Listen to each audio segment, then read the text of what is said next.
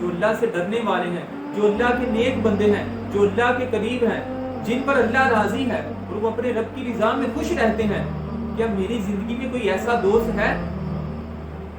کہیں ایسا تو نہیں کہ جو میری زندگی میں ایسا دوست آیا تھا میں نے اس کو اپنے آپ سے دور کر دیا۔ آنکھوں کا مل جانا یہ رب کی بہت بڑی نعمت ہے، کانوں کا مل جانا یہ رب کی بہت بڑی نعمت ہے، حتیٰ کہ جسم کے ہر عضو پر ہمیں رب کا شکر ادا کرنا چاہیے، یہ اللہ رب العالمین کی بہت بڑی نعمت ہے۔ اور اسی طرح سچے دوست کا، اچھے دوست کا، پاک دوست کا، نیکی کا حکم دینے والے دوست کا مل جانا یہ رب کی بہت بڑی نعمت ہے۔ اور شکر ادا کریں وہ لوگ کہ جن کے والدین انہیں یہ حکم دیتے ہیں کہ بیٹا نماز پڑھ لو، قرآن پڑھ لو، بیٹا یہ برائی کی چیز ہے، تم نے اس کے پاس نہیں جانا، تم نے وہاں اس کے پاس نہیں جانا۔ اور ہم پر رب کی ناراضگی دیکھیں کہ بجائے اس کے ہم وہاں پر جانے سے رک جائیں، ہم والدین کو کیا کہتے ہیں کہ آپ کو کیا پتا ہے، آپ کو کیا پتا ہے کہ کالج کی لائف کیسی ہوتی ہے، یونیورسٹی کی لائف کیسی ہوتی ہے، آپ کبھی گئے ہو تو پتا ہو نا۔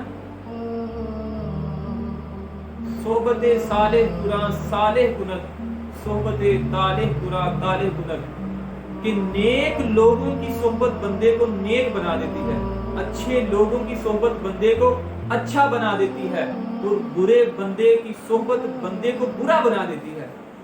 یعنی جو شخص یہ چاہتا ہے کہ اللہ مجھ سے راضی ہو جائے، اس نے کرنا کیا ہے؟ جن لوگوں سے اللہ راضی ہے ان کے پاس بیٹھا کرنا ہے، ان کے ساتھ اپنا وقت گزارا کرنا ہے۔ پھر جب ان کے ساتھ وقت گزارنا ہے تو وہ لوگ جن سے اللہ راضی نہیں ہے ان سے بچنا ہے، ایسا نہ ہو کہ ان کے پاس بھی جائے ان کے پاس بھی جائے۔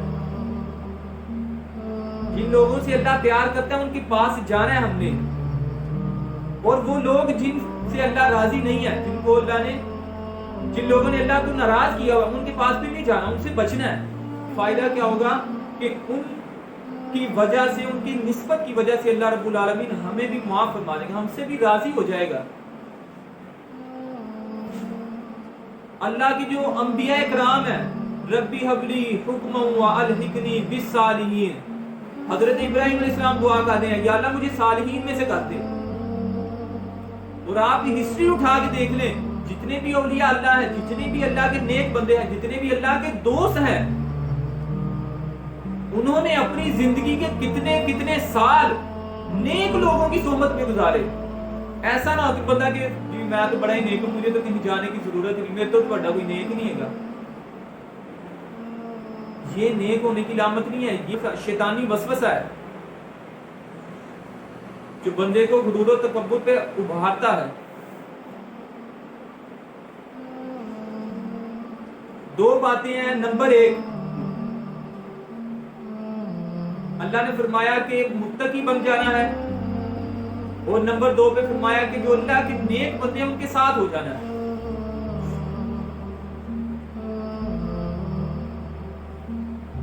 اور جب میں آپ کو بتا دوں کہ ساتھ ہونا ہے ان کے، پھر ان لوگوں کے ساتھ نہیں ہونا جن لوگوں کے ساتھ خدا نہیں ہے، ان لوگوں کے ساتھ ہونا ہے جن لوگوں کے ساتھ خدا ہے۔